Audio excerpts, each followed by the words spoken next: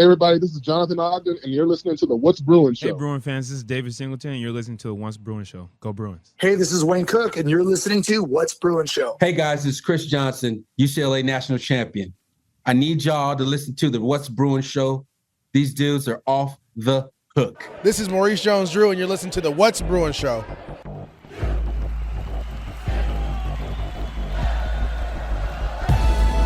You're listening to the What's Bruin Show, part of the What's Bruin Show network, with your hosts, Jake Berryfield and Mike Regalado, and occasionally some friends, talking all things UCLA sports. And now, it's time for the What's Bruin Show. Well, hello, and welcome back to What's Bruin. I'm your host, Jake Merrifield. I'm joined by my good buddy, Mike Regalado. What's up, y'all? Iron Mike. It's Iron Mike. And thank you. Previously in this feed, just one episode above it, is our great interview we did tonight with Wayne Cook. And I would love for you to go back and listen to that. The show before that is 14 Minutes of Fury about the fallout of the New Mexico loss, which was before Deshaun Foster was dismissed as the UCLA head coach. It was 14 Minutes of the Walrus, which is a lot of backward sound and caller fury. So thank you, fans who called in for that. Tonight on the show, now that we're through the Wayne Cook interview, we're going to do your calls from over the weekend. Probably a lot of really angry ones about New Mexico, and then probably some, oh my gosh, we're here in change with Deshaun Foster and what you guys think about that. But there's a lot of calls, so we'll get to them all. And then after that, Mike and I will give our thoughts about this season, really, and where we're at and what it means to be in a coaching search. A lot of our thoughts about this were right there with Wayne in the last episode. But if you have anything to say in this regard as we go forward with UCLA football, covering UCLA football, send your emails to what'sbruinshow@gmail.com, what'sbruin.substack.com, patreon.com/what'sbruinshow are the websites, what'sbruinshow.com. That's where you can support us for how much, Mike? $2. Just $2 a month. Send the What's Bruin Show $2 into the future. And we appreciate your support. You also get access to our Slack channel on there and some bonus episodes every once in a while on that one. But also, you can call the hotline, which will play calls in a few minutes.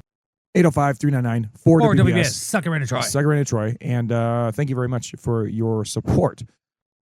All right, Mike. Well, I guess we can just get right to the football talk and whatnot, considering that's what's going on. Sometimes it is hard to be a Bruin. Sometimes it's hard to be a Bruin. Giving all your love to just one team. Blue 32, Blue 32, California, California, hood, hood, hey! Football.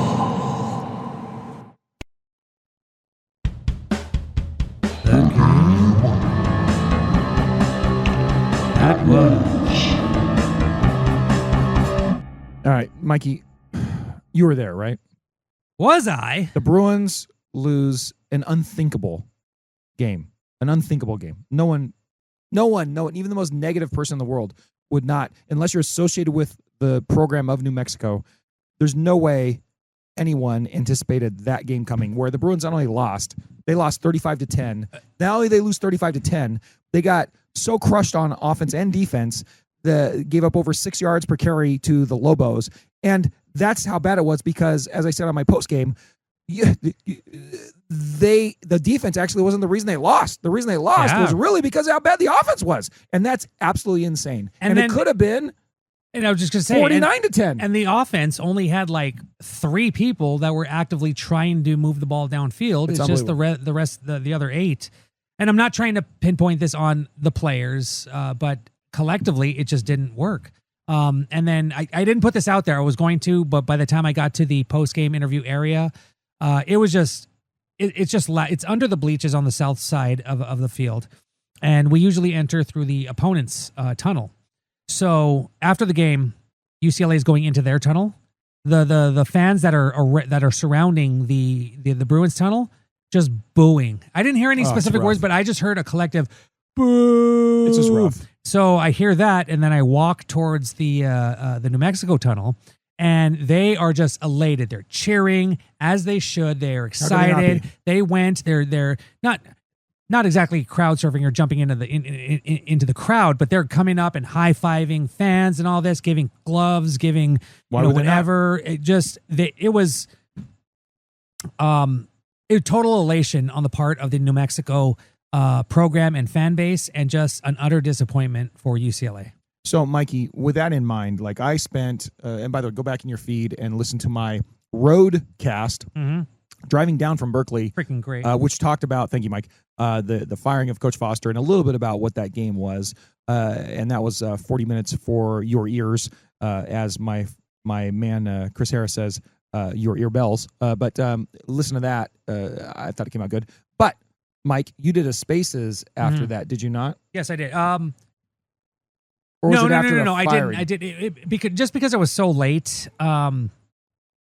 I didn't think anybody would, one, be up, two, want to talk about it. So I figured I might do it Saturday, and it just with everything that was kind of coming down the pipeline, I'm like, let's hold off on this because I just feel that something might happen. Sure enough, I wake up on Sunday morning, get my cup of coffee ready, and sure enough, as I'm looking at some of the headlines from Bruin Report Online and the other UCLA outlets, Bro. Twitter alert from Bruin Report Online: breaking, Deshaun Foster has been relieved of his duties as the UCLA head coach. Right. So at that then point, that's when I did the Spaces. Actually, I was like, I was like, maybe I should do a Spaces. And then listener Leo texted me, and I was like, Spaces? ? I was like, get out of my head, bro. Yeah. But I was like, but yes, you are correct. So I said I'll do it at 11 a.m. And yeah, we just talked about the timeline, why it happened, what's coming next. One Mr. James H. Williams joined for the last 10 minutes of the talk, which is super cool. I love that dude. James. He's obviously he's knowledgeable in UCLA sports, so he kind of jumped in as a bit of a co-host because it's weird, especially in trying to do a kind of post-game Bruin talk and try to get people to talk. Like, this was the most people I've had on Spaces ever, but only like 6 people wanted to talk. And so I was like, yeah, if you have anything to say, and it was the same guys who were talking already saying stuff. So it just takes a lot to try to keep the conversation going, which I did. But once James jumped on, he kind of took a little bit of the weight. So props to you, James. But yeah, we did a Very Spaces, cool. and it was one of the things I said is that with Chip Kelly, that was kind of like the last time the UCLA fan base was collectively in agreement about what is going on with the program.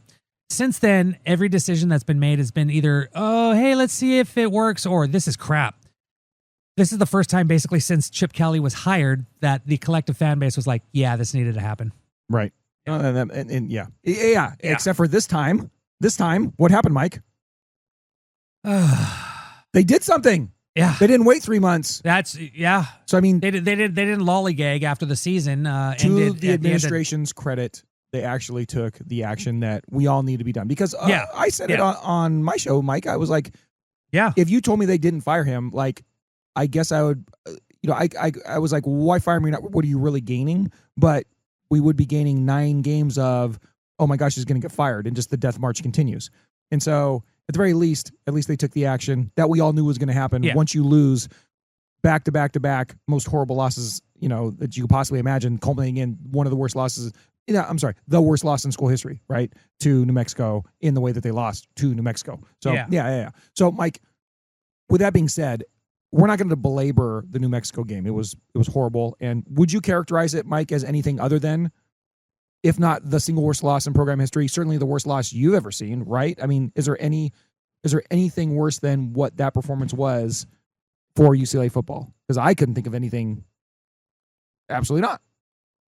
To quote Danny DeVito in an episode of It's Always Sunny in Philadelphia I saw last night, because that's my favorite show, and I've seen the entire collection like maybe a good 20, 25 times. So in the words of Danny DeVito, it was crap. It was pure, unadulterated crap. No doubt. And the weird thing is that I thought you were going to say it was? That's not an orgy. That's a gangbang. Oh dear God. God, this season is so good. It is so freaking good. Forget I said that. I was like, what? Stay on target. I'm sorry. It's my fault. Well, I mean, there was Alex Orgy, who was a quarterback for. That's true. But it wasn't him. No. I think that might be anyway. We're off the rails already. Stay on target. No, the thing is, it's like there's talent on this team. It's just not being put together. Like I was actually thinking, is this the worst loss in UCLA history? And just the happy-go-lucky Mike in me was like, no, this can't be. Why? Because they have Nico. Because they have Those are the reasons Mikey why it could be. Matthews. They have they have some players on this team. Yeah. So I was trying to convince myself. I was trying to tell myself there has to be a worse roster, which honestly there was. We're not talking about the roster, but at the level of this loss. Exactly. The better the better guys they have, the worse the loss becomes. That's the thing, because I remember when I first started with Bruin Report, I think it was Chip Kelly's second season. What, 6 years ago? What was that? It was the beginning of Chip Kelly's. And I remember going to practices, and I was like, this team just does not look good in practice. Right. At the very least, during fall camp, the limited amount that we saw, they looked better than that. And we heard from Wayne Cook. Wayne Cook said it on the show prior to this that, like, when we were watching him in practice, they actually looked pretty good, but you can only tell so much from practice. Exactly. You know. And then that's the thing. I was like, and exactly to your point, this isn't about what I went away from what I was trying to talk about. Was this the worst loss? Is this the worst team in UCLA history? It's not the worst roster, but it is the worst team. This was the worst loss. And I actually put that out there, and man, that caught fire. I said, this is the worst UCLA football team in history, just because you can't argue this. They were a 16.5 favorite, and they lose by freaking 25 points. That is unacceptable, especially after you lose to UNLV, and you had some hope in the second half. Yeah, and like I said, personally, I don't think you can label this the worst team in history because it's an unfinished product. It's only a fourth way through. True. Certainly, potentially. But certainly these losses were bad. I would say cumulatively, these three losses are the worst three losses in a row in history. That I would agree, yes. And the New Mexico loss, in my opinion, is the worst loss in program history, given that the last time they were, losing games like this was never, but it's more like when they were just becoming a football program in the early part of the 20th century, for Christ's sakes. Yeah. Nothing comparable in any way, shape, or form in the modern era to that game. Yeah. And that game was, and it turned out to be the coup de grace for Deshaun Foster. Yeah. And we wish him well. We're not here to bury Deshaun Foster. Not at all. I hope that he is, I hope he, for his own personal well-being, takes some time away from the program as an ambassador for the program and all that stuff. But hopefully at some point he can come back and continue to be a proud Bruin that he is. Right. And not to belabor what happened previously, but it's happened before. They've forgiven him. He can come back again. But even still, this was like a no-win situation. And it kind of like everybody that thought that were like that, even though the fans that were like, oh, let's see what can happen. Hopefully him being an unproven head coach doesn't tank the program. And it just kind of did. It just didn't work. I mean, I'm still trying to figure out what exactly isn't working. This last year's team was abysmal. How is this worse? He got better coaches, apparently a better scheme, and better players. He got a 5-star freaking quarterback, and it's worse. It's just mind-boggling how it is and it isn't apparent that this team should have succeeded. At the very least, they should have been better than last year. We think. But then again, in the offseason, Mike, we both were saying, what? We said a lot of stuff. All we know is that we know what? Nothing. All we know is we know nothing. And I made a point numerous times in the offseason to say that I believe Deshaun Foster was capable of getting these guys to pull in the same direction because we saw him getting the guys last year to pull in the same direction. Yeah. But the biggest danger about a team in which you're bringing in 50 transfers, over half the team was transfers. Yeah. And the biggest danger in doing that, no matter how talented they are, from 5-star Nico to the 3-est of 3 stars they brought in, or the biggest reclamation project. Of 3 stars. The biggest reclamation project they brought in. The tackle that played at SC that went somewhere else and then came here. I can't think of his name off the top of my head right now, but he's playing. Cortland Ford? Yeah, Cortland Ford. from Nico to Cortland, right? To Key If Lawrence. you can't yeah. get the new guys in to all be pulling in the same direction as the guys that are already there, you're not going to be able to win games and put out a quality product. And it just, I thought that Deshaun Foster would be able to do that because that's what he showed, no matter what the shortcomings of last year's team were. Yeah. That's what he could do. But by the time you get to 23-0 down at UNLV and losing to New Mexico like that, like Utah, I throw that result out. I really do. But the other two games, it's inexcusable. And to a degree, it's inexplicable. But if you are going to explain it, it's that Deshaun Foster lost the buy-in of whatever percentage of this team that he did. But you can't tell me in any way, shape, or form these guys are pulling in the same direction when you're getting beat 35-10 by New Mexico. Yeah. You know, and a couple of the players, I know specifically one of the linemen came out after Deshaun Foster was dismissed and said, you know, this is on us, the players, and, you know, we'll ride with you any day, Deshaun. Gary Smith, yeah. It wasn't Gary Smith. Gary Smith and in the postgame? No. Well, there was another player that tweeted something out. Tweeted, yeah. Yeah. Yeah, because in the postgame, Gary Smith and Nico reiterated that they believe in Deshaun Foster. So there you go. I'm saying after the firing, somebody, you know, another player went. Oh, it was after. Okay, good. But the bottom line is, no matter what they say, like on the field, that's not how it was going, and that's one of the reasons why it became untenable, and that's one of the reasons why, you know, at the end of the day, it seems like Foster had to go. You know, Mikey. Now that UCLA is without a head coach, they have an interim coach now, Tim Skipper.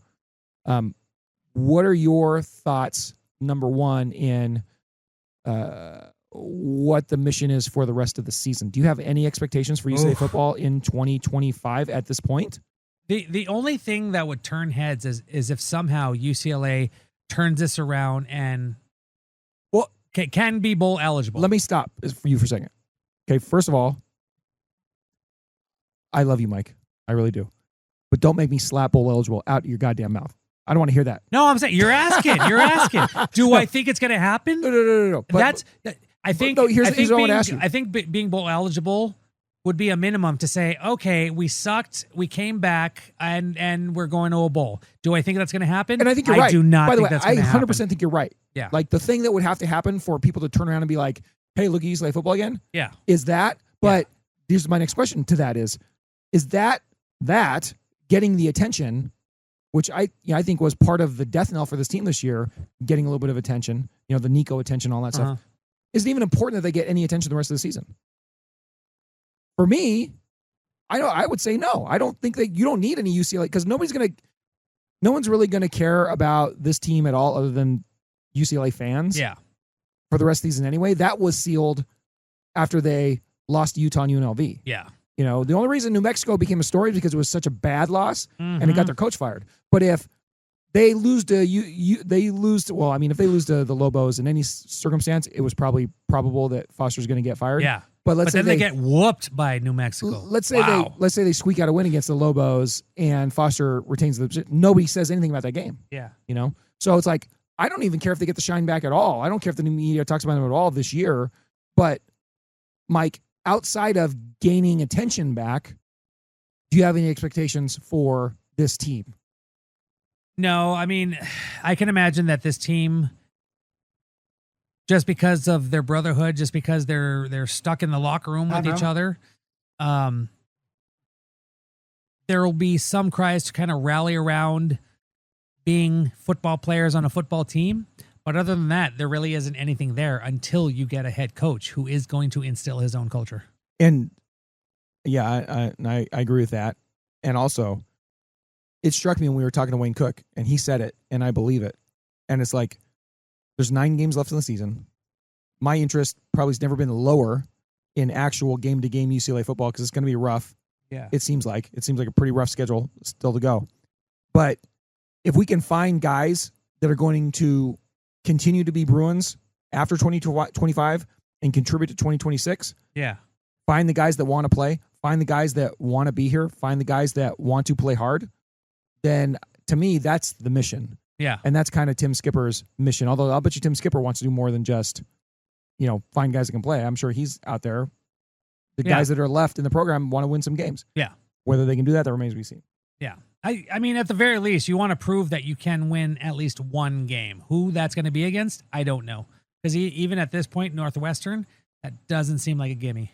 Absolutely isn't. And in fact, Mike, this is the time to talk about it. But there's a chance that, against Northwestern, I would say there's more than a chance. It's probable that the doomsday clock for the What's Bruin show is going to strike 4.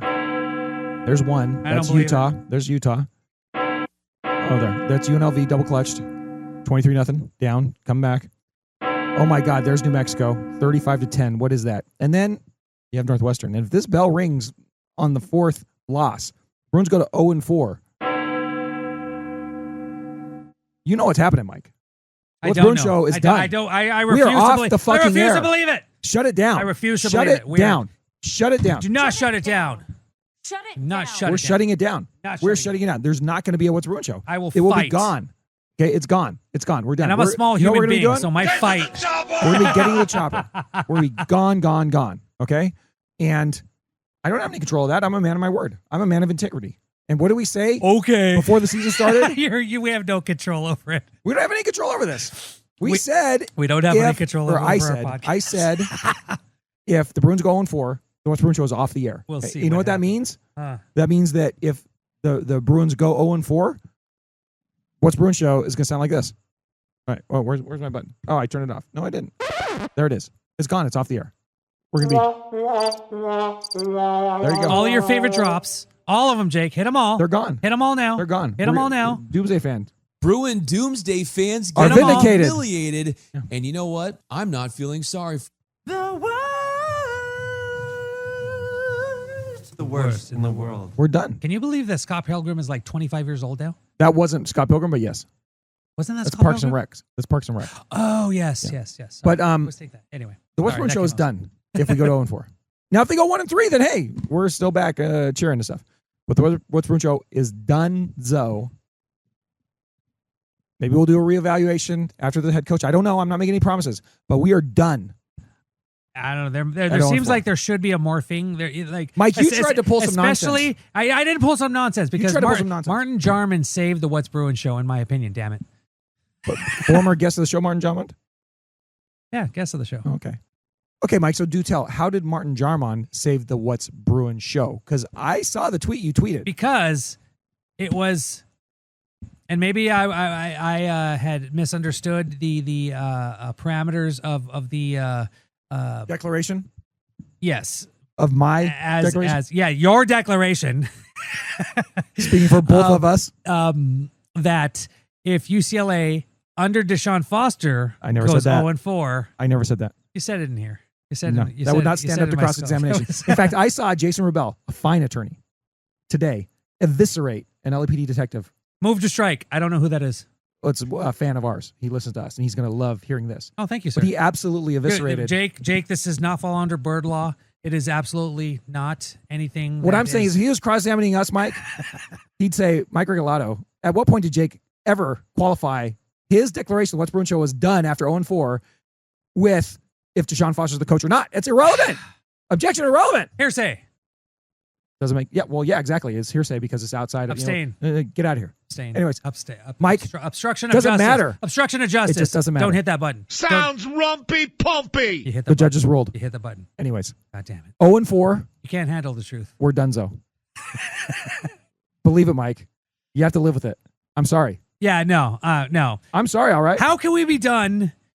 How can we be done? Have you watched this football? Jake. I'm sorry. All right. Yes, I've seen this football, but the football is not the story now. The story is the next 3 months, which we're gonna have to try to figure out how to drag that out for the next 3 months. Exactly. But that should be an interesting 3 months, especially at the end of the 3 months when we hire Kalen DeBoer and he takes us back to prominence, baby. Oh God, because they don't want him at Alabama. Can you imagine Bill if that happened? Oh God. All of a sudden, like, oh guys, you want me to come back on? Well, that's what it's going to be. It's going to be the Bill and Mike. It's going to be the Bill and Mike show. It's going to be Mike talks to everybody about whatever. It's going to be, I don't know what you want to call the show, Mike, but it's not going to be the What's Bruin show because I ain't going to be here. It's not going to. Well, maybe I'll produce, but I am not going to be on the air. The What's Bruin show will be off the air. How do you expect me to talk about the 0-3 Bruins heading towards possibly, I hope not, possibly an 0-12 season? You know what my Bruin boner is doing right now? It's not doing that. It's this. And if we go 0-4, So you're having I already declared. You're saying you're having a raging flatty? Yes. And I already declared we're done. It's unfortunate. So we're going to be done. You should seek help for that. I'm sorry, we're going to be done. Mike, we're going to be done. We're going to be done. We're not going to be done. Done. UCLA football lives, baby. All right, we have. Well, yeah, it does. But the What's Bruin Show does, but the What's Bruin Show does not. What's Bruin Show will be dead. Dead. We'll do like an offshoot from like Happy Days. Like, I don't know what we're like gonna do, Joni loves Chachi. Whatever. Except we're not going to use Chachi because he's a Nazi. I don't anyway. Want to hear it. Oh, Jesus Christ! I don't want to hear it. Go watch Zapped. Jeez. Oh my God, that's a horrible movie. Right. That's an absolutely horrible trash movie. And you know what's weird? Okay, sorry. Side note for all you '80s kids. Yeah. There was Charles in Charge. Yeah, when you were 12, Zapped was the greatest movie of all time. So shut up. Now it's the worst movie of all time. It's always been the worst movie of all time. But it was funny how the roles were reversed, where the sidekick was the outgoing one, and Scott Baio was the timid one in this one. But yeah, no Nazis. This is a no Nazis podcast. So okay, I wasn't aware of his status. You weren't aware that this was a no Nazis podcast, Jake? No, I wasn't aware of his status as a Nazi. But anyways, we need to do this. Oh, it's okay. So with that being said, Mike. I'm sorry. What are your thoughts? We're off the rails. On a gravy train. Okay, Jake, I will say this. What? R.I.P. Ozzy. He's looking down from his R.I.P. baby. And Robert Redford. Hells yeah. God, that was so sad. It was. Yeah, but he's pretty old, so it's not that sad. Yeah. He did a lot. He lived a lot of life. You know what's weird? I love The Natural, but I can't watch it again because I am absolutely dedicated to Bernard Malamud, and I love that book. Yeah. And the fact that the director, that if that wasn't based off the book, that would probably be one of my favorite movies ever. There's a lot. Because there's a lot of books and movies like that, though. And that was the first novel movie But you did both. that I just couldn't separate in my head. I was Yeah, like, I love the book. The movie was good. I was championing the book more than the movie, but that's okay. I actually saw The Natural not too long ago. I'm like, God damn, Robert Redford's a freaking He's god. awesome. Oh God, rest But- in peace, sir. Get to the chopper! Thank you. He did. Now we need to. Okay, so Yeah, Mike- this is the new What's Bruin show. We're just going to talk about pop There's culture. no What's Bruin Oh show. yeah, so UCLA lost to Penn State 57 to -3. By the way, have you seen the new? Did you hear about Sabrina Carpenter's headlining? Oh my Coachella, God, blah blah that's so blah. awesome. I kind of want to go now. Justin Bieber, Sabrina, yes. Justin Bieber, No. what the f? Who the hell is Carol G? no idea. Yeah, exactly. All right. So anyways, Mike, what's up? what are the qualities you're looking for in UCLA's new head coach? I want someone that not only can freaking coach, but can at least adapt to UCLA, the spirit of UCLA. Okay. That was the thing with Chip Kelly. You bring in Chip Kelly, and that whoever says that was a bad hire is a freaking idiot. Because at the time, that was an absolutely stellar hire that UCLA did not do at previously. True. What happened after that is on Chip Kelly 1,000%. Yes. Still, I want someone who has experience as a head coach. And yes, there's this, people are like, we need an experienced head coach. You know what? Some hardcore coordinators, that would be pretty awesome too. Like Tony White, who was the defensive coordinator at Nebraska when Deshaun Foster got hired. He was in the running for the UCLA job. He's now at Florida. His name is being brought up. I would actually not mind a coordinator who does have that respect and has that that resume that shows that he can lead a team. I would like a head coach, but I'm not going to turn my nose at like a Will Stein from Oregon or Tony White. But I want two things: someone who has the coaching chops and someone who will understand the UCLA culture and adapt to that, because Chip Kelly did not. And some of the things along the lines where Chip Kelly basically thought that he was hot shit and didn't have to do what the athletic. Do you think that Chip Kelly's problem was that he didn't understand UCLA culture? Because I personally don't think that we need to worry about UCLA culture. We need to worry about just having a winning culture, whatever that entails. It doesn't have to be UCLA related. It's not that. Okay, here's Jim Moore came in. He didn't know shit about UCLA culture. It doesn't matter now. Yeah, but he adapted to it. At least he championed UCLA. He went to the donor functions.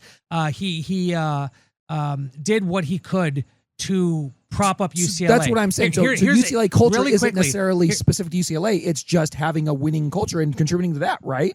Yes. Like, yeah, you're just not ignoring the shit that normal people would do. Jake, here's my point. Yes. Some of the things that came out, and it doesn't matter now. Chip Kelly's getting a paycheck, telling, losing to the Bolts. That's right. Bolt up, bitches. Yeah, having Tom Brady in his ear telling him what he should do. Go Crawford. God, Tom Brady. I'm just sick of that dude. So sick of Tom Brady. Anyway, the thing with Chip Kelly is that he thought he was better than everybody. He would not go to alumni functions. He wouldn't go to athletic department mandatory meetings. Do you think it's because he thought he was better than everybody? Or Yes. do you think he was just lazy? Both. No, the first one.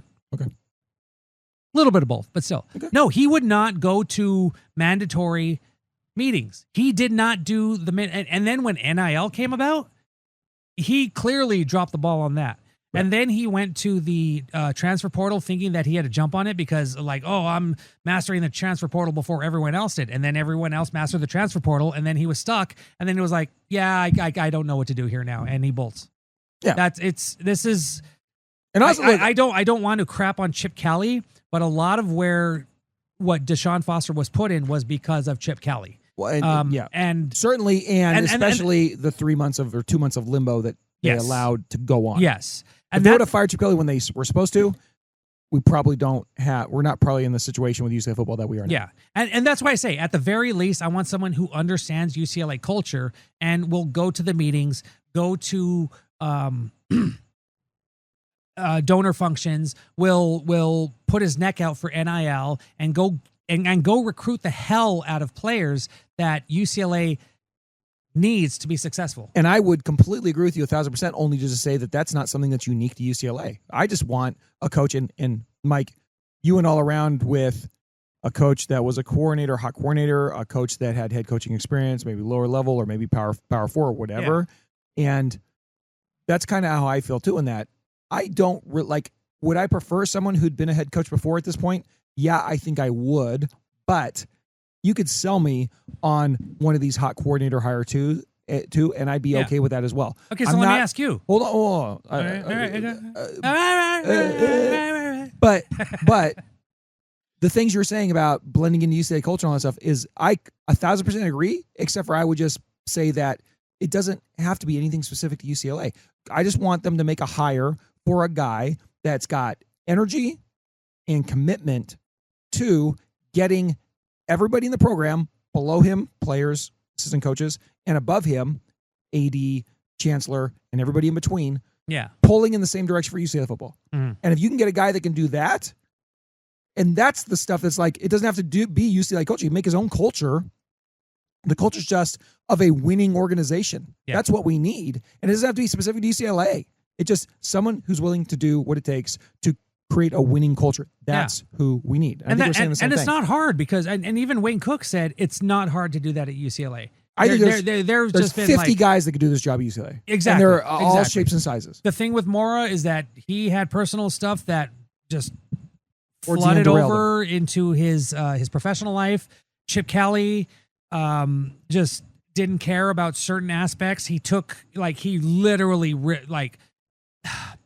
okay, sidebar again. One of my favorite quotes in punk rock culture is "Rip it up and start again," and I am conflicted with that. Mike is an anarchist. At least he used to be.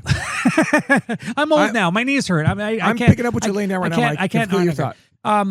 Yeah.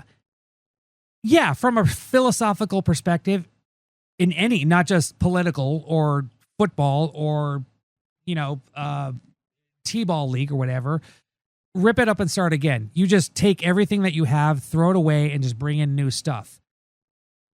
That could work, and that's what Chip Kelly did. But as I grow older and smarter, kind of wiser, I guess, you can't always have to do that. No, exactly. You shouldn't do that at all. You should take what you have, take away what's not working, bring in what can help you, and from that, build up your culture. Right. Yeah. You don't have to strip it to the floor unless you got to strip it to the floor. God, we're so punk rock. Work with Jake. what you have. We're so punk rock. I hear you. Oh, Come on now. I don't know. Come on I think now. I took it off the board. Come on. You put it. I God think I damn it. did. There's a lot God of damn buttons it. on here. God damn it. It's a I think I beautiful did. I'm mixer. sorry. Anyway. Yeah. But no, that's the thing. Like, I don't think whatever coach is coming in has to throw away the entire roster and then bring in his own guys. I think he can, and this was weird too. So I put this out there today or yesterday. I said, if you're a No, it's not it. that's not Sorry. it. If you're a recruit looking at what's going on with UCLA right now, and I said this because a lot of recruits are decommitting or opening up their commitment, their recruiting. I get why they would do that, but I question why you would do that. Because if this is a low point for UCLA and you're a 4-star that is committed to UCLA and you're reading the tea leaves, you're like, okay, it wasn't great. They clearly made a change because it wasn't working. And it seems like they're committed to bringing in the best possible coach. If you're committed to Deshaun Foster, why wouldn't you wait to see if you would be committed to Jonathan Smith or Kalen DeBoer or Tony White or Stein or whoever is on the hot board? These are guys that seemingly could do better than Deshaun Foster. Stick around. You can have your commitment open up your recruiting, but do you have to decommit? I understand that there are a lot of people in these recruits' ears, but if I'm a 4 or 5-star recruit that is committed to UCLA already and things are already this bad, I'm just from everybody, I'm just kind of hearing that they're dedicated to turning this crap around. To Martin Jarman even said in his conference call on Sunday, Playoffs. he wants a playoff team. Yeah. That should energize you. But I mean, that's just a little segment. I get it. These recruits, they got to do what's best for them and their family. But it just seemed like, honestly, just with the scrutiny that not just Martin Jarman is under, but the entire athletic department. Like, yes, UCLA has been in the red for a few years now. What would help is having a good football team. With Julio Frank, who looks like he's throwing his weight behind the athletic department, where the last chancellor didn't really do so, that's going to go a long way. And just as far as like I hear all the stories about the athletic department and the deficit or whatever, that's all because of the way that they define it, right? The way that the organization defines what the loss is or what it's not is. If they wanted to put some money into the football program and make it, competitive with the other football programs, the UC system has the money to do that. The UCLA has the money to do that. It's a matter of how they allocate people it. were talking So about. I don't want to hear any of that bullshit. People were talking about up. It's like the NFL salary. UCLA doesn't have any money. It's a made up They problem. don't have any NIL. Look, do you know how much Chip Kelly spent on food? That's what I'm saying. How he spent on the GPS when technology. they had more here, he got shit done. Yeah.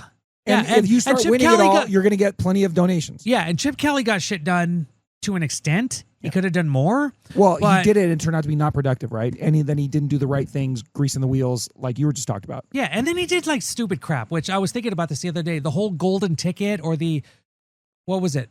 Forza Fridays Ideas or to allow him to not have to do the things that he's supposed to do. And it was just at a point in the middle of his tenure at UCLA, it just seemed like he was going after recruits, not doing much because he thought, hey, I'm Chip Kelly. You should commit to me. And when they weren't, it was like, oh, why didn't you commit to me? I'm Chip Kelly. I could take you places.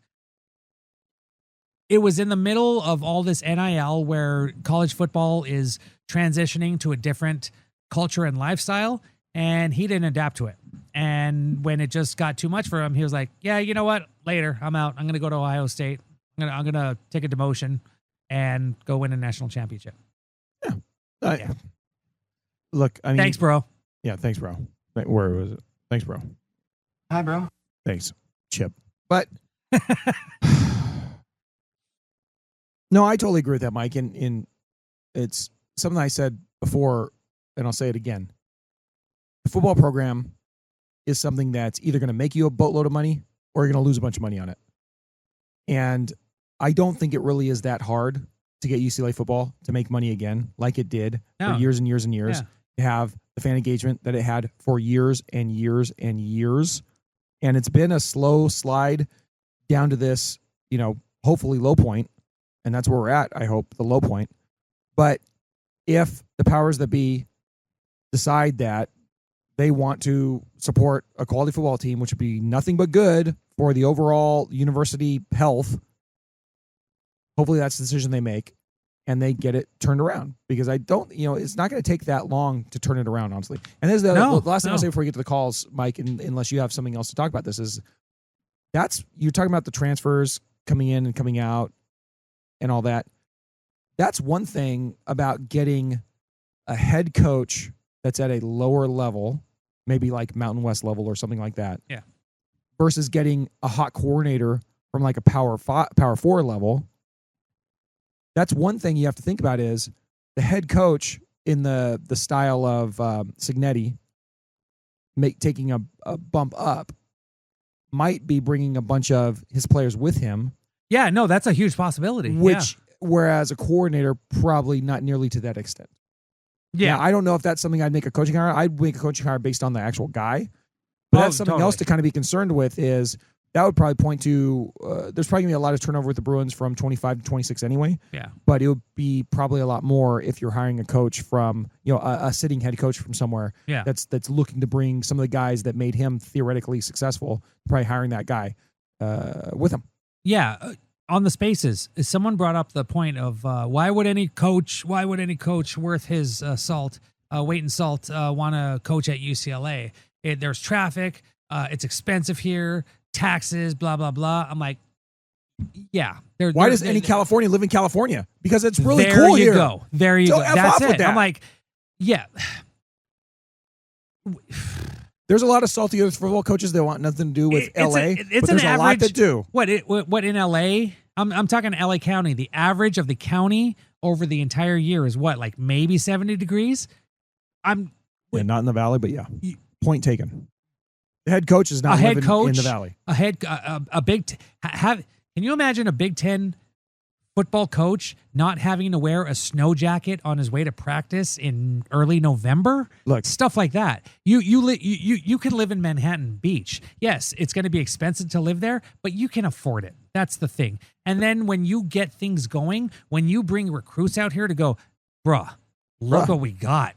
Hi, bro. We have academics too. You want to be a lawyer, dude? We could set you up for that. Do you want to just take basket weaving and just play football? We got that too. You want to go halvesies on athletics and academics?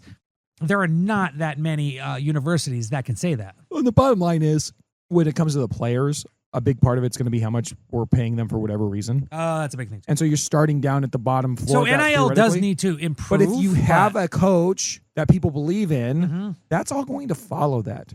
That goes to donor events and schmoozes and handshakes and kiss babies and does what needs to be done to bring in money and support and love and affection and cheers or whatnot. That's going to help out. I can't agree more. All right. Well, anyways, whatever your thoughts are on UCLA, we have a few months to think about who they're going to hire, who they're not going to hire. So far the rumor mill has been all over the place. You're talking about who's the Godfather's former coach, Pat Fitzgerald, D'Anton Lynn. I mean, everywhere and everything in between has been rumored about. We're not going to find out for a while. So think about your dream coach, and then put it away and sleep on it for about 3 months, and then we'll figure it out. That's kind of where we're at. Mull it over for 3 months. Feel free to suggest who you want. Call the hotline 805-399. Or WBS. Sacramento Troy. So with that being said, let's get to the hotline calls. And the first batch of these are going to be, just take us back to before Deshaun Foster was, well, actually, Mike, before we do that, we'll do the calls. Take it back to how depressing that was. This is going to be Dez talking about that loss in New Mexico. He's sitting in the What's Bruin Show seats. We're still 9-3. We could go 9-3. We could go 9-3. I don't think even Dez is predicting that. But let's see what he had to say. First off, I want to say thank you, Jake, for the love. I really appreciate it. You're welcome. Second, I have to say that performance was beyond horrible. It was just insane looking at how the D-line just got ate up all damn day. The offense, when it did protect, did nice, but the size difference between our offensive line and their defensive line, I think it was one guy that probably weighed 300 pounds and deserved a double team, but everyone else was a shade under 300 pounds. It was cray. And they were just getting beat mercifully. The running game was insane for New Mexico. I don't even know why they started with trick plays at the beginning of the game. If they had just ran the whole damn game, they probably would have had 700 yards of rushing.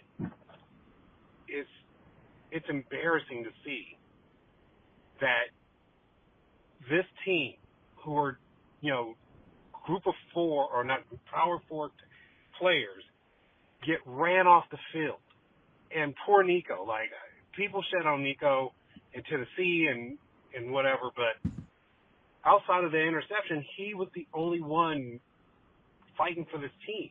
And then at the end of the game, the defensive players want to fight, and it's like, fuck, where was that fight 3 quarters ago? Instead of giving up gaping holes for run. This, as much as I thought this team would be better, or this game would be their turnaround, and they could at least go on a small run, I'd be surprised if they win one game this season. One game. It's embarrassing that you get pushed around by smaller players than you. It's sad that DeGiorgio, 2 false starts in a row, and then still get beat, almost getting Nico killed, and Nico runs for 4 yards to then get Magani for a field goal.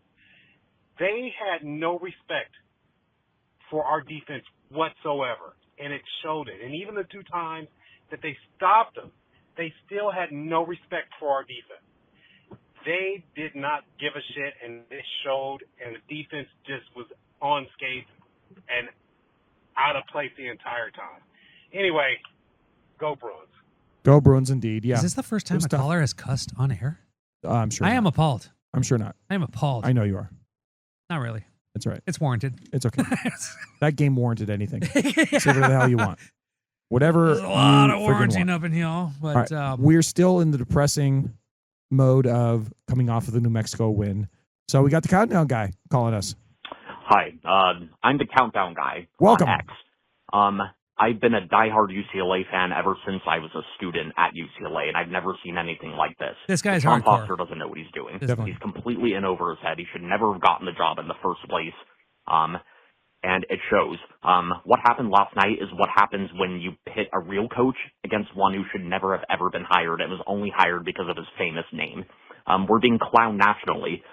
The national media is laughing at us. Our attendance has been a laughing stock for years. It's even more so now. The Pac-12 account dunked on us. The Big Sky account dunked on us. That was hilarious. Every Cal fan and Tennessee fan and Go Bears. Pac-12 dead ender who is rooting for us to fail this season, they're having the time of their lives right now. I think it's only a question of when, not if, Deshaun Foster will be fired. I do think he will be fired, but this is embarrassing. Turns out you're right. Thank you, countdown guy. We really appreciate And it. I think this is the first time you have called. So cheers, dude. Bring it. I felt like he called during the Chip Kelly debacle as well. But anyways, yeah, I think so.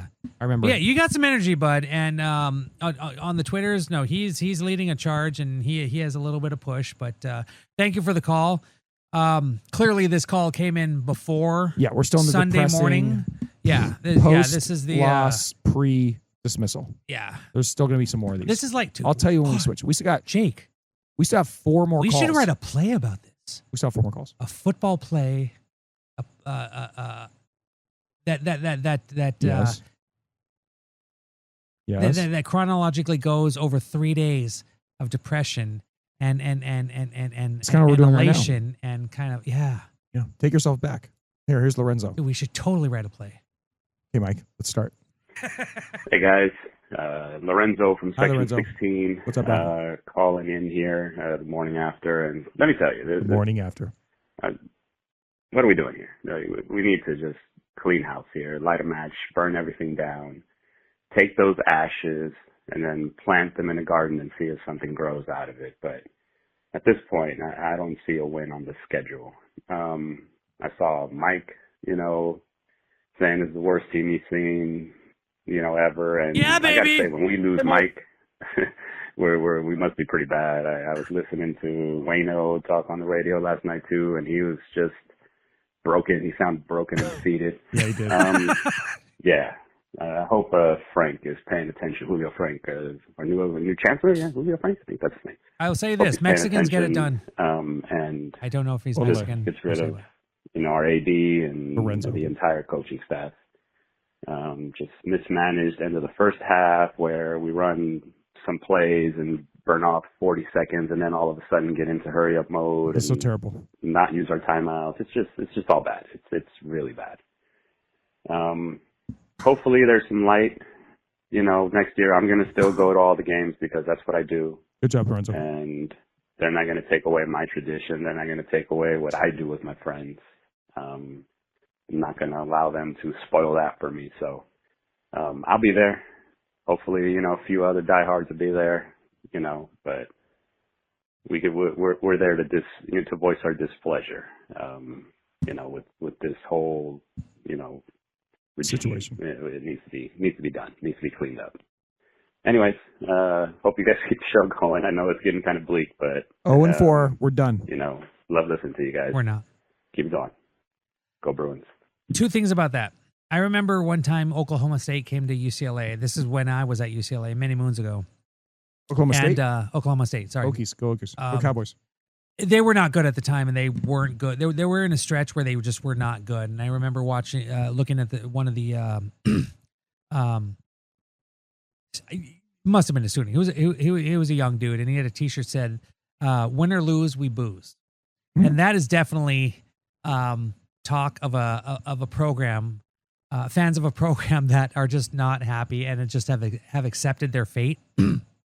Luckily, despite everything that's happened in the last 20 years, UCLA fans have not accepted their fate. And I think that's why, and the broadcast alluded to this last week. Bro. That it was UCLA fans that spoke up and helped make this change. They definitely took some credit for that. Hells yeah.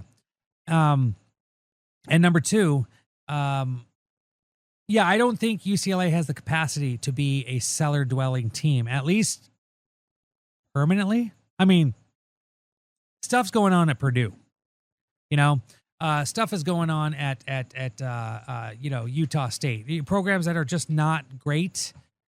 This could easily be changed by for UCLA, and that's the thing that I don't think that a lot of people don't understand about UCLA. They do have the money. They have had we've talked about this. UCLA had the money under Chip Kelly, and he chose to use it for food and GPS and I don't know, private jets or whatnot. Silly stretches between quarters. Yeah, exactly. But UCLA could get this done, and they have the fan support. The fan support just hasn't been there, at least physically, in the Rose Bowl because the product has been horrible.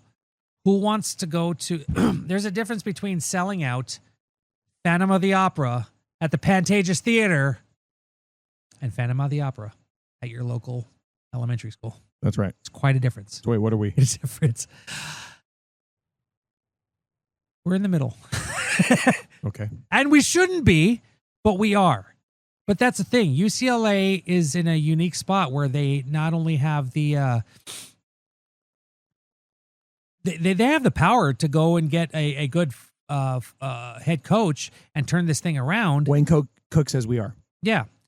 They have the resources. If you're thinking that UCLA doesn't have the resources, well, you're just not educated on that. And to that, I would say UCLA athletics has to understand that they are a powerhouse, and they have to think like a powerhouse and start acting like a powerhouse athletic department. With that, they should get a solid head coach and turn this thing around quicker than a lot of people think they could. We hope so. Yeah. We're still in the negativity. Here's Mike. And Mike. What's up, guys? It's Mike and Mike over in Jersey. Calling about the New Mexico game.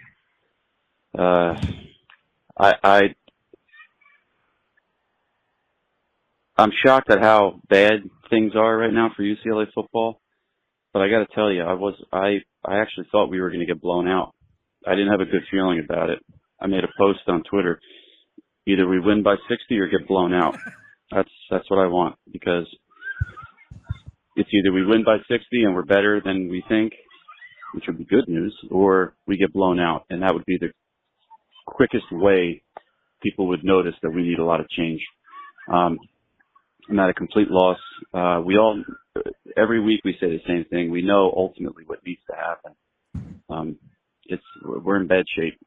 I got nothing. I'm looking forward to the game next week. I think UCLA actually has a shot. I think they'll be favored. It's a bye, Mike. We're not really playing anybody. I'm joking. Here's little Mike. Honestly, Little Mike. You know, this program is a mess right now. You can't even beat New Mexico. He remembers when they were good. Which is one of the worst can he? programs in the country over the last 10 years. That's right. Speak truth. I mean, I don't really have anything to say except something's got to change with this football program. Yes, that's pretty much all. From your mouth to God's ears. 12-year-old son has to say. Yeah, being a UCLA Bruin fan is awesome. I'll call you next week, guys, when we win the bye week. Later. Thanks, Mike. Still in the negativity. I'm not sure how long this call is going to be long. We'll see. I don't know who it is. There's no transcription. Really quick, Mike and Mike, we love you. We do. New Jersey strong. With your anguish, the Bruins have been totally ruined by UCLA, and I haven't said this in previous comments. I'll say it now. You're rooting for the state of California. The problem is with UCLA football, UCLA football is a symptom of the problem. The problem is California, UC, UCLA cabal has completely lost their way, and they now treat identity as the primary directive, not merit. So the UCLA that I knew was all about merit. It was a place of excellence, and there were no questions about that. Now, Hold on. We're going to pause this and display is open.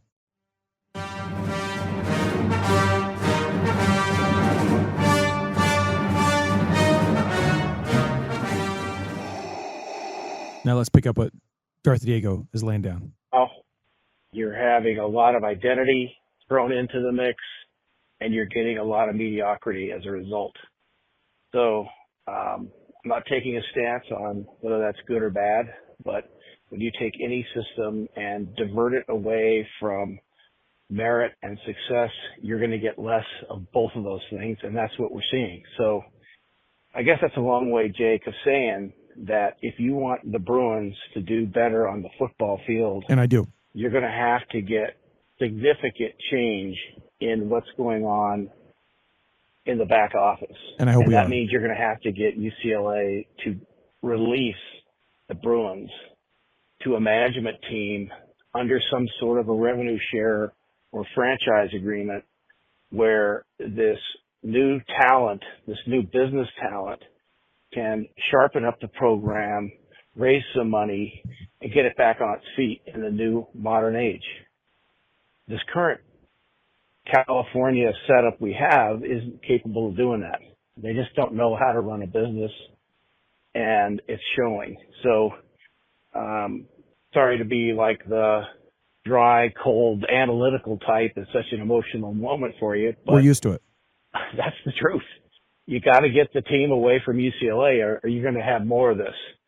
So firing Jarman would be, good, but and Foster, but that's not going to get it done because Frank will likely hire another Jarman. So you're just going to rinse and repeat. That's enough of that. So anyway, the season was over after the first series against Utah.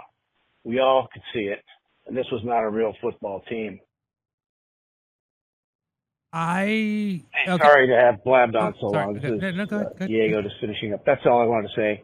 Get UCLA to give up the team, and you're going to have something to cheer for. You can still wear the helmets, the colors, the UCLA decals, all that stuff. You won't know the difference.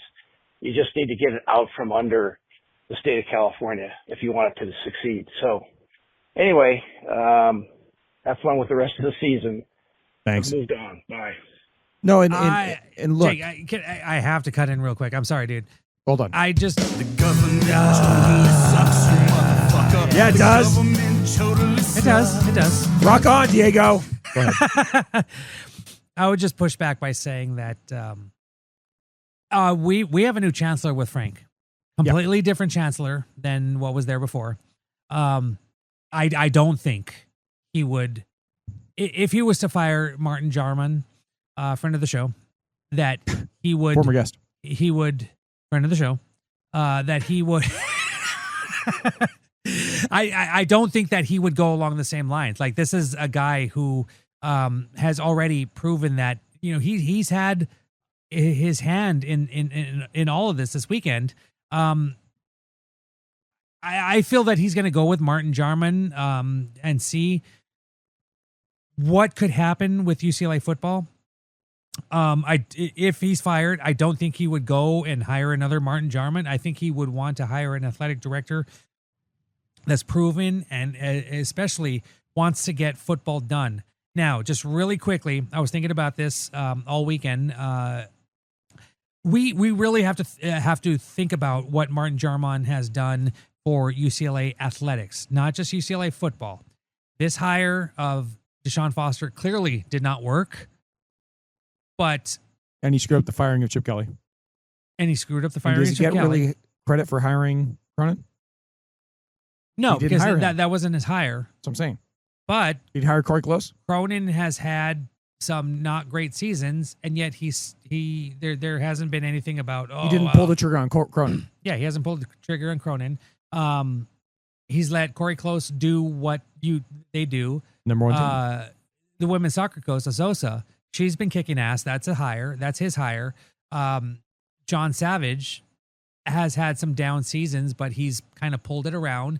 And that's with the assistant. That's not a Jarman hire, but that's he's had the backing of Jarman. But the most important thing is the football. It is by far. And here's the thing. Here's my stupid Libra mind-bending bullshit that I always go through because Libra Virgo right here, baby. Because I'm an shut up. Because I'm an anxiety depressed, freaking Gen X loser. You have to look at his entire body of work. Gen X bitches. Gen Alpha, you guys suck. Learn to speak. I swear to God. Someone's talking about my patches today. At least once a week, I go to my daughter. What did you say? Speak English. Oh my God, it's so funny, and she laughs at me. She gets it though. But what? Number one, stay on target. Number two, Yes. someone was talking about my patches today, how they're a little worn out. And I'm like, what the fuck you want from me? I'm grunge. Right? I'm grunge. Dude. They're not changing till I fucking can- retire. Dude. Anyways, sorry, stay on target. No, that's the thing. I'm trying to be fair. If you're gonna fire Jarman, you have to look at his entire body of work. And yes, the majority of his entire body of work lays on the foundation of the football program, which has been crap. But, and I'm not gonna say, even though I did just say, but you have to look at what he's done for the athletic department as a whole. And if you're going to point to, they're in the red, blah, blah, blah, that really wasn't him. He kind of inherited that. And COVID was a big part of that. But are you going to fire Jarman? And also, is he going to be a part of this hire? It seems like the answer to that is yes. And even Tracy brought up on the broadcast last week. Yeah. Hi, bro. Do you maybe hire another person to be This is what I want to get to. So yeah, a football general manager? Whether it's and my thing at the time before I heard Tracy say that, I'm like, well, why don't you let Deshaun be it? But then I was like, yeah, no, maybe not the best, especially because you hire professionals. You hire him that have experience, who doesn't have had coaching experience. Probably shouldn't hire him who doesn't have athletic department. And by the way, did Martin Jarman have athletic director experience when he got hired? No. I mean, he's been around it. He's been around it. Oh yeah, so is Deshaun. But not to that I degree. would say too. I would equate that to say that Jarman was at the time a coordinator. He was like who could have I would been hired. absolutely agree with that assessment. So- He was kind of in waiting. But no, but for his shot. that's what I'm getting to. It's like, if you're going to keep him around, do you keep him around for the hire? Do you make sure that he just handles non-football operations, stuff like that? Like I can imagine there's stuff in the athletic department that we're not hearing that is really under scrutiny right now. And Diego White pointed out to say that's the effing problem because the whole athletic department is full of shit. But what I would say, Mike, is I had the same thought when I heard Tracy talking about that on the bro, and that is, hey bro, if they decide to add, I'm usually completely not in favor of any extra layer of bureaucracy, but I think in this case, if it's going to be extra resources devoted to UCLA football, which is the most important athletics endeavor in the athletic department, to say that we have to judge Jarman based on his whole resume with UCLA athletics, but then not acknowledge the fact that that's like saying a cruise director, they're on a cruise and all the toilets end up backing up and everybody's got, they ate something bad in the buffet and everybody's got diarrhea and you can't use the toilet and the boat crashed into an iceberg. But you say, well, that water slide works really well. Like that's kind of what you're saying. If the football team is fucked up and everything else is this is why I don't go on cruises. Cruises are red. But the bottom line is that I am not the one, though. It's like, oh, we have to get rid of this guy or that guy or whatever. It's if you are actually going to turn resources to try to professionalize the football program by adding a layer of bureaucracy that's going to be experienced in that realm, I'm fine with that, just as fine with blowing everybody out. But the main thing that we're talking about, but this is the last negative call, we're going to get to the after Deshaun Foster's dismissed calls in a minute. But the main thing that Diego said that, I completely agree with him that the government totally sucks. I'm going to play it again because this is one of my favorite drops to play. The government You're not wrong, bro. Sucks, you motherfucker. The government totally sucks. The government does totally suck. But the one thing I would say is, Mike, you pointed out, we now have a new chancellor, and this chancellor has a history of being good with this problem. Yeah. We don't know if he'll be good with this problem now, but in the past he was. And in a much, you're going to love this, Mike, in a much freer state.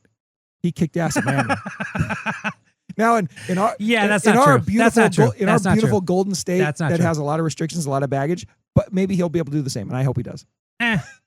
Yeah, no, I'm sorry.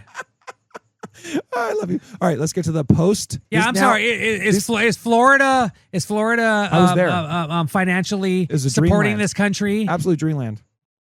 America's penis was wonderful. It's full of humidity. It was and lovely, Disney lovely adults, time. Jake. And Bill does not enjoy himself. They in book that burn, place. baby. That's not good. Get out of okay. Yeah. Jesus. Hey guys, Chrissy Bruin here. Crispy! Apparently They someone hate in your authors in Florida, the Jake. administration has Listen to some Crispy. level of shame or embarrassment about the Friday game. That we finally fired Boss. Yeah. A good call on I Friday. feel better than Friday night. Like there's hope in some respects. But the bones of the problem remain. It's still the same decision makers that empowered Foss in the first place. It's still the same decision makers that have allowed fan interest to crater over the last, 6, 8, 10 years. So without changing kind of the structural factors, I don't know that this is quite the win that people are touting elsewhere. Because the monster lives on, like the essence of the problem remains. Maybe. So yeah, without more everything, without more institutional commitment, without more donor outreach, without more willingness to try new things in this rapidly changing era of college football, I still don't see a path out. I still don't see a path to a regular 60, 70,000 people in the Rose Bowl. That being changes everything. Winning fixes everything. So if we do bring in someone who can regularly go 9-3 in the Rose Bowl with all those structural factors intact, maybe that starts to change. I don't know.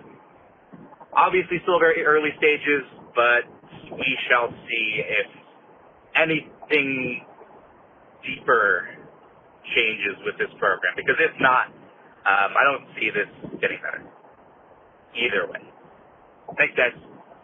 No doubt. I mean, Crispy, thank you. There has to be changes across the board. And really quickly, to your point, there's a reason Jake doesn't live in Florida and he lives in California, because it's the best state ever. Florida can suck it. Number two, no, I mean, we talked about it. This athletic department really needs to kind of like look itself in the mirror and go, certainly, what are we doing? Certainly. Are we going to be the best academic / athletic?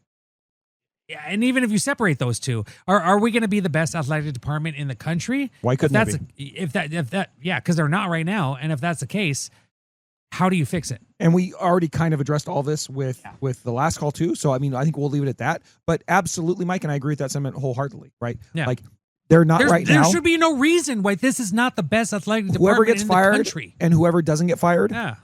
we are hoping that, and we heard from Wayne that we think that they are. We've heard from other sources that we think that they are. We've heard from Mike, your side of town, where you work on Bro. You've heard through there that it seems like they might be doing that.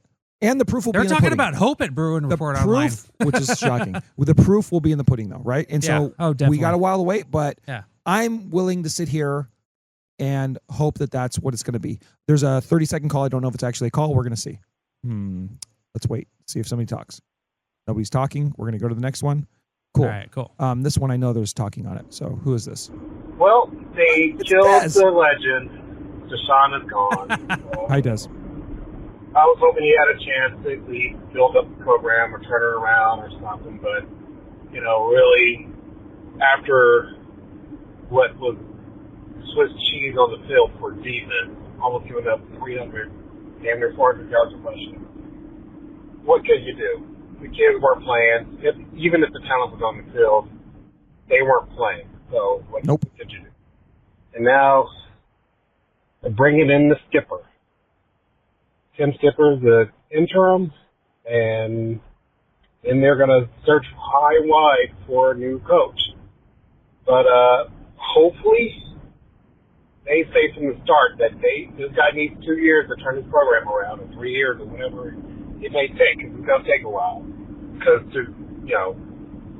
I'm pretty sure half of last year's recruiting class is going to be gone, and, who else knows what's going to happen when it comes to the program, when it comes to players.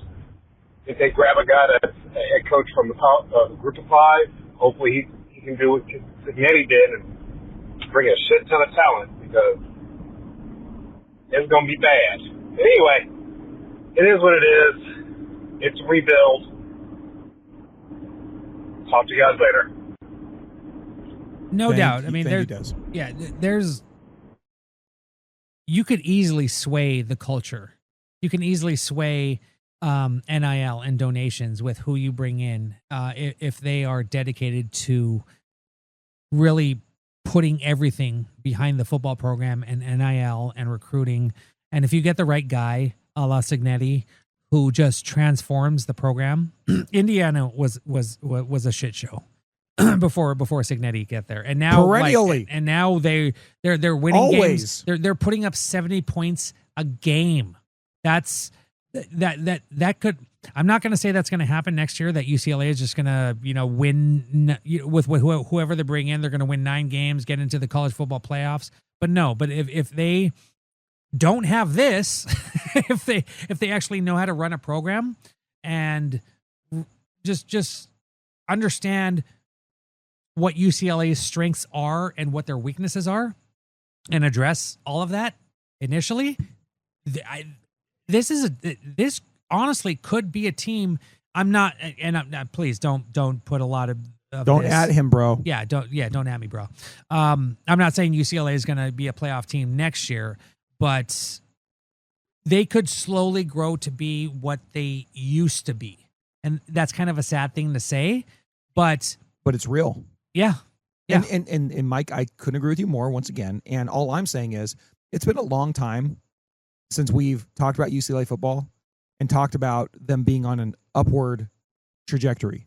Mm-hmm. For the first few years of Chip Kelly, we kind of rationalized it into an upward trajectory. And then they actually were kind of, sort of, on an upward trajectory for because like every year he had, even though he brought them way below where they needed to be, then he was winning more games each year after year after year. And it culminated with the DTR senior season that could have been, we talked with Wayne Cook about it, it could have been a baller-ass year. Yeah. But the same thing happened in those years that happened to all the Chip Kelly UCLA teams, and that is they lost games they shouldn't have lost that kept them from being what they could be. And so, but really, that's the last time I can remember talking about Chip Kelly, about UCLA football in a positive trajectory. And even then, we had to defend ourselves to the hill because over half of the people out there didn't agree, right? And it was a very justifiable argument either way. So it's really been since Josh Rosen's freshman year that we were honestly excited about what UCLA football could be, other than the offseason of Chip Kelly, where we're like, oh, we're going to win the national championship now. And then all of a sudden he starts 0-6 or whatever he starts. Right? You see what I'm saying though, Mike? And it's like, just for the last couple of years, like I'm just looking forward to the time when we have a head coach where we don't have to qualify it with, well, he got hired late and we fired Chip Kelly too late and Deshaun Foster doesn't have all the resources and he's kind of ill-equipped because he's never been a coach. I'm just looking forward to the time when you talk about a hire that they make that's got the requisite resume that can point to us moving up and then getting to a season where we can watch them kind of head up. Yeah. So that doesn't mean next year they have to go to the playoff. They don't have to. No. But we want to see something that points to the arrow going up. And even if they go 4-6, whatever it's probably going to be better than this year. Which is sad to say. It's so sad. And I don't want to sit through it wouldn't be more. It'd be 4-8. But yeah, I don't want to sit through a 4-8 season. I don't want to sit through a 4-8 season either. But I mean, that might be what it has to be. But who knows? It doesn't necessarily have to be like that. Yeah. You know, they might hire the next Kurtz guy. Probably not, but they might. Yeah. You know, but bottom line is, I just want to see the arrow pointed up a little bit because it's been pointed down for too goddamn long. Mike, let's have another couple calls. Let's see. Hey guys, it's Jamaal calling. Oh, hi Jamaal. I just finished listening to Who's this guy? Jamaal, you know you can text me and just get on the show, dickhead. Yeah, you can just call in, bro. Podcast from Jake, so I just wanted to chime in. I have to stop. I forgot. I got to do it tonight. Jamaal will do it tonight. I got to post a show that Jamaal sent me. He actually has Evan on there talking about what a football study is. So Jamaal, I'll post it. I'm Dude, sorry. Evan's been a football stud. Awesome. Jamal has been sending us videos, and it's like, damn, bro. Those damn Arizona schools, their freshman teams. Like, don't get me started. All right, good. I'm also in the car right now, literally driving through a dark desert highway. It's morning in southern Arizona on this Tuesday, and I'm driving to work. Full wind in your hair? I just wanted to put in my 2 cents. Sucks where the program is at, the way things fell apart. But go Bears. I thought, much like Jake had said, that you couldn't fire Deshaun Foster 15 games in or 3 games into this season just because where are you going to go for the rest of the season? I mean, you saw, like, I think an hour after they announced firing, there was already some people who were dropping their commit from UCLA.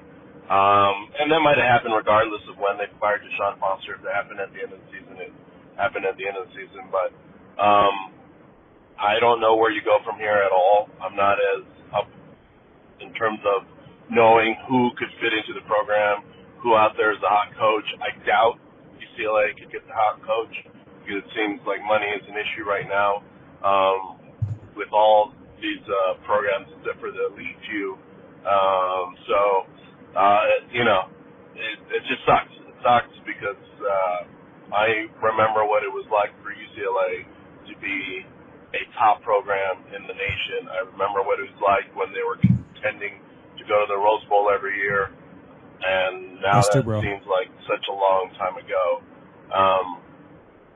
I was thinking about, while listening to Jake talk about who to get, I was thinking about, one, I agree, you got to have a guy who has experience.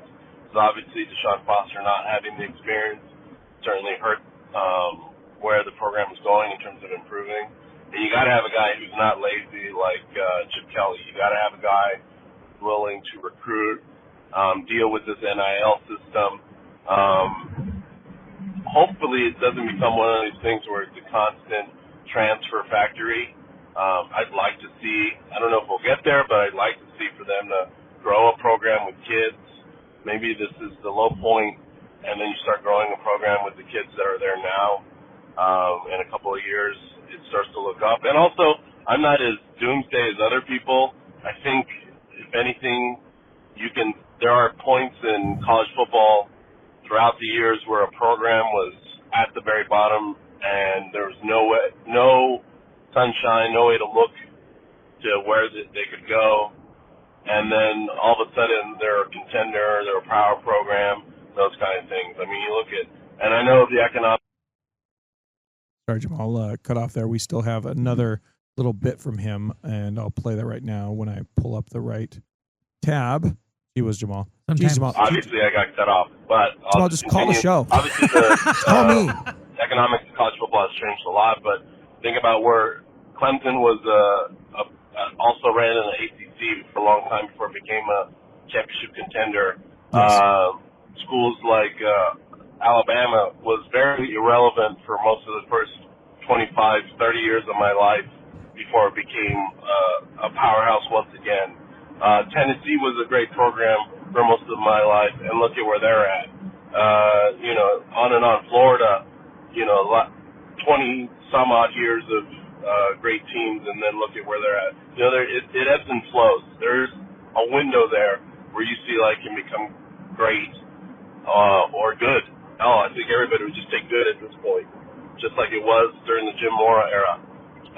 So I hope that they find somebody who can at least get them to that, and then see what happens. Maybe in 10 years we'll be talking about, remember how low it was for UCLA when they had to fire Deshaun Foster and they lost to New Mexico. Maybe in 10 years now, maybe in 5 years, if they pick the right person, you'll be talking about, well, UCLA is a contender, go to the Peach Bowl or whatever it is.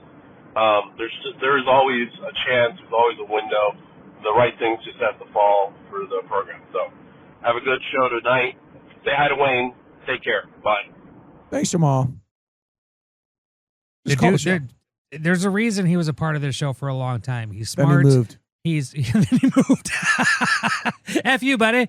But no, I mean, he's still, call in, dude. Just be a part of the show. But when he does call in, like he always, he's kind of like laconic Matt. He sits in the corner, waits, Only understands, talks more. listens, But he actually talks He more. actually talks, unlike laconic Matt who doesn't talk. and makes really off-kilter comments when it's not warranted. Anyway, no, but Jamaal landed on several points. He could have absolutely, as a Cal fan, but he understands what UCLA football is all about. I mean, he's named after a famous UCLA athlete.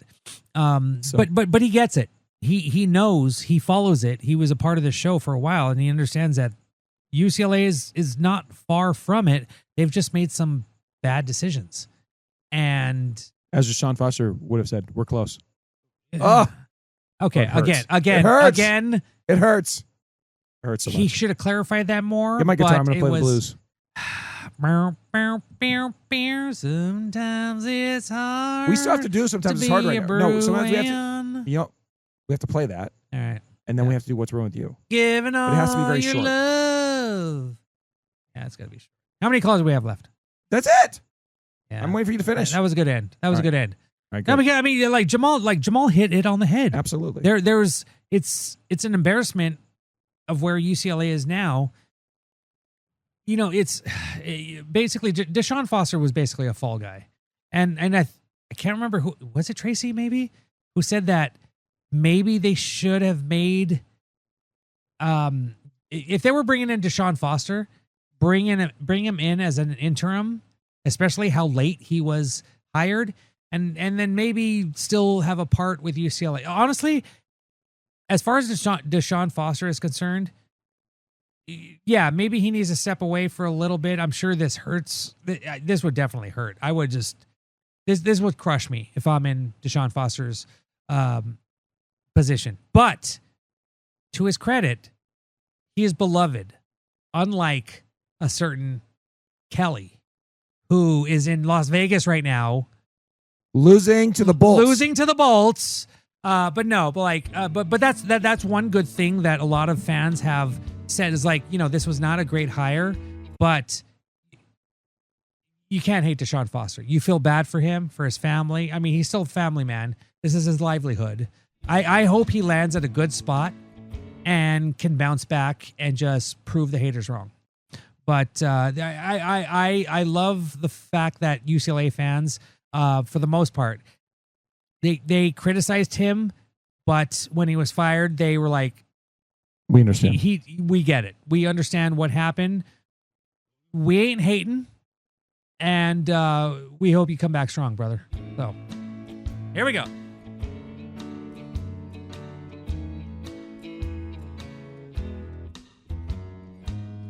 Sometimes it's hard. We got to re-record this, Mike. Let's do it. I mean, we have a bye week. Jesus. Give it all your love to just one team. I got to find your cadence. That's you do have an interesting cadence. I love it. They'll have their good games, and they'll have their bad games. I had to print it up right or somewhere. I took a picture. Plays that don't fit any scheme. But if you love them, you'll forgive them. At least send this to me. I'll put backing tracks on it. Ooh, Even when you don't get the game plan. We got to get the real recording going. And if you love them, oh, be proud of them. 'Cause after all, they're still your team. Cheer loud, Bruin fan. Jake, this is Let them know you're the pinnacle of what's Bruin there to Show. help them. When we get it done, it is. This isn't the They scene. look helpless, and Utah's up by 50. Prophetic. Hang Seriously. tough, Bruin fan. Wow. Next time, maybe they'll play better. Mix in some zone with that man-to-man.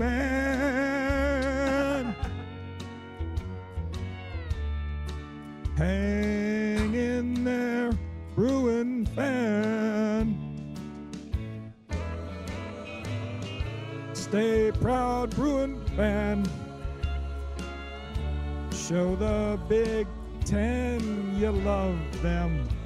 Keep giving all that NIL you can. Definitely a demo. Definitely a demo. Brilliant. Just brilliant. Stand tall. Jake, who else is doing this? Nobody. Nobody. It's our first pass, though. We're going to get it right. All right, what's wrong with you? We gotta do a get done with this damn demo, show. which is much better than most podcasts across the country. Jake, I agree with that. you're a rock legend. Number one? You're a rock god, Jake. Thanks, dude. A rock god. Number one, we're going to be What's Wrong With You. Number two, we had Wayne Cook on our show, and he didn't sound like he was talking out of a tin can. Oh, Wayne no. Cook always sounds the best on the What's Bruin show. And number three, I forgot number three. What's wrong with you, Mike? Well, after this weekend of just a roller coaster of emotions. Yes. It's just weird. Just clearly, I'm a social media guy. I'm on the whole social medias. The week before, I was at Oasis, and That was awesome. I was just blown away by how many people were at the Rose Bowl for that Sunday night show, and that was the second of two shows. And then I go on Friday night to see it was announced 31,000 people, but it had to be closer to like maybe 20,000, 25,000, if that. So I had to, do that, but haven't done much. This is just we're in the swing of things now. We're properly fall, baby. I'm back and forth with my daughter doing her cheer for her high school football program. My other daughter, Poppy, is in full swing with her volleyball season.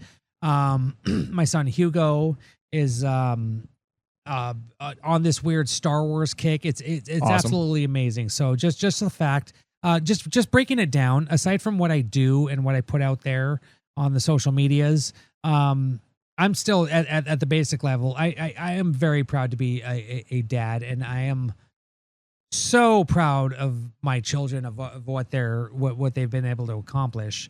And I know that you can relate because you have two girls that are at world acclaimed universities. one who just came back from Thailand. So I can imagine that you were just what was that? Can relate. Yeah, exactly. So no, just very proud. Just be, aside from what I put out there on the social medias, my private life, I'm just a huge supporter. I'm the biggest fan.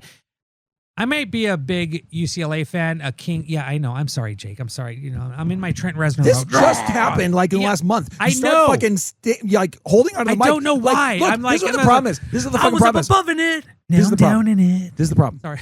Bill did this for years. He did. And then Bill finally fucking left, and the only silver lining of that is he's not fucking playing with his mic anymore. Yeah, I'm playing with my mic. I'm Figuratively. sorry. Now Mike's playing with his goddamn mic. You never did it before. Can you take We're me proud of your kids. higher? We're proud of your kids, Mike. Yeah, so it was just a fun weekend.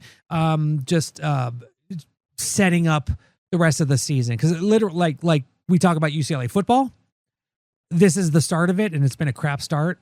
Hasn't necessarily been a crap start for my kids. Crap. I love guiding them onto their future endeavors, which they're starting to question what they want to do, what they believe, and stuff like that. And it's it's weird. You think you kind of have a plan about what you want to do with your kids, and then they give you a 180. Like my daughter all of a sudden said, "Hey, would you be mad at me if I maybe drop art class so that I can pick up ASB?" I'm like, hell no. You found an interest? Chase it. Turns out Because sometimes they have their own plans. she doesn't need an art class to prove that she's a great artist. Sure. But she does need ASB to prove that she wants to get into maybe that line of School spirit. school spirit organization. / work / Student government. organization. Exactly. So, yeah, no, I'm just a proud dad right now. And, yeah, I know that you are too, but Jake, you had a fun weekend. We were in constant communication about what the hell was going on. Yeah. So I'm so jealous of you that you get to, Berkeley is one of my favorite cities. And the fact that you have one of your daughters going there and you're there like at least once a month, so freaking jealous. It is fun. And I did hit my checklist this week when I went to Berkeley. It's always fun. Sarah didn't get to go because she was sick, but I love to go up to Berkeley, and I usually have things I want to accomplish. And this time there's nothing but check marks on the list because Nice. let's see, this is what we got done. Bears got to win 3-0. Go Bears. Go Bears. Watched Megan March, which is awesome. Always Go fun. Megs. Had a nightcap at my favorite bar, Tupper and Reed. A great cocktail there. I had breakfast at Buttercup, which is awesome. It's my favorite Bay Area diner. You've talked about that. I gotta check it out. Absolutely. And I got to hug my golden bear, which is Megan, which is wonderful. And I jogged down Broadway in Oakland, listening to "Life Is Too Short" by Too Short and Too Short catalog. Those are the things I want to accomplish every time I go to the Bay Area. YOLO, baby. And did them all. Life is too short, as our guy says. 8 speakers in the trunk. So that is awesome. The other thing that happened for me happened not on the weekend, but it happened just in the last couple months. I mean, just the last couple months. It happened on Monday, yesterday. This poor playing right now is off of my newest guitar that I got for my 50th birthday. It is gorgeous. 1994 Dobro model, 36 rose engraved resonator. It's beautiful. Did you take a picture of it yet? Yeah, I've taken a million pictures of it already. Okay, cool. But I'm so happy to have this guitar, and it's so cool. And if you don't know what it is, it's kind of like the guitar. It's the same brand as the guitar that's featured in Sinners, although it's a much newer guitar than that. That guitar in that movie was from the 30s, 20s, 30s. Mine's from the 90s, but it's an awesome guitar, and I love the darn thing. And I'm going to... it's heavy as F. The tone is gorgeous. It's so cool. It's so amazing. And I just can't wait to play it more and more and more and more often. And thank you to my lovely wife and my wonderful mom for hitting that up for my 50th birthday. Even though I got to go and get a good deal at it on Ventura Boulevard at a cool guitar shop that I went into. It was call it fate, call it karma. I was going to go look for these guitars, just on a whim at Guitar Center on Ventura Boulevard, but there was a flood in that Guitar Center. Yeah. Some hobo caused a flood on Ventura Boulevard. Oh, great. And it shut down the Guitar Center for the last 3 months. I was not aware of this. So I go over there to go into the Guitar Center and it's closed. I'm like, what the F? But there's one guitar store that I've never walked into. It's a vintage guitar store across the street, Imperial Guitars. There's one in Burbank as well, and there's one in the South Bay. I walk in there going, I just want to play one of these resonators just so I can see what I'm wrap my head around what it is, because I was probably going to buy a more modern version. There's one called a Swamp Dog by some brand I don't remember. There's an Epiphone. Also, guys, I'm going there just to play a guitar like that, just to kind of get my bearings with it, because the Guitar Center is closed. Turns out I walked in there and I was struck by lightning by the guitar that's up on the wall. The guitar I ended up buying. Nice. It was so cool. Yeah. And Jake, we got to get you recording. I got to bring over like a multitude of microphones that I have to show you. Yes, we do. Because this is an original. This isn't an electric / acoustic where you can plug it in. No. To record stuff like this, you not only have to play into a mic, you gotta record the sound hole, you gotta record the upper frets, you gotta record the room. You have a gorgeous guitar, dude. It's rad. You could crush zombie skulls with this guitar. Dude, it is gorgeous. But I'm not going to, because I want to keep listening. And what did I say? It looked like it is so shiny and silver. It is the it looks like the what did we say? From Star Wars. That Stormtrooper. Yes. That was played by the chick that was in Game of Thrones. Yes. I don't remember her name. I don't remember. We probably should remember it before we talked about it, but if you could tell us what it is, I don't know. It's all right. Chrome Stormtrooper. Yes. Vamp a little bit, Mike. Vamp. I mean, okay, so that was kind of like one of the. Okay, so I read the book about this chick too. Like traditionally, stormtroopers just suck. They have horrible aim, and what the last 3 episodes did was kind of elevate the level of competency of stormtroopers. They not only had stormtroopers that use this electronic rod, but they also had this one lead stormtrooper that was decked out in all silver, which was apparently made from the same same ingredient. Phasma. Captain Phasma. Yes. That was how is a Google search that ended up being like the 17th entry? How's that not the number 1 entry? Yeah, that's true. I'm sorry. Anyways, we've done vamping. So that was one of the most badass stormtroopers, and you basically have one of the most badass stormtrooper guitars. I appreciate that. Equivalent, but still. And it's now called play the hell out of that shit, Jake. The Phasma guitar. I have the silver bullet out in the driveway. Oh my! And I got the Phasma guitar. All right, Mike, how long has this What's Bruin show been? I don't know, but it's over an hour 30 right now. This one alone? This one alone. And then we have 45 minutes of Wayne Cook. Nice. That's what happens when you get like 17 calls, however many calls we had. Well, that's what happened when you get into a transition of UCLA football. But anyways, I blame all of you. This is your fault. And we love you all. What's Bruin will live on forever. Or we're going to be done after they lose to Northwestern in a week. But they might not lose. Who knows? Mike, maybe not. But if they lose, you know what's going to happen? I don't want. We're off the fucking air, Mike. I don't. We're done. Anyway. All right. So we'll see what's happening next week. But if you want the What's Bruin show to continue, I would root for a victory at Northwestern. Right. Like, get all in on Tim Skipper, because if they don't win, ain't no more show. So until next time, Mike, what do we say, brother? Go Good evening. Smoke 'em if you got 'em. That was the What's Bruin show. Oh my God. Try us tomorrow. Same bat time, same bat channel. It's got to be in or out, Mom. In or out. Well, I need the door closed. Thank you for your cooperation. Dude, Rob, we play some ball on the West Coast. The final word is boob.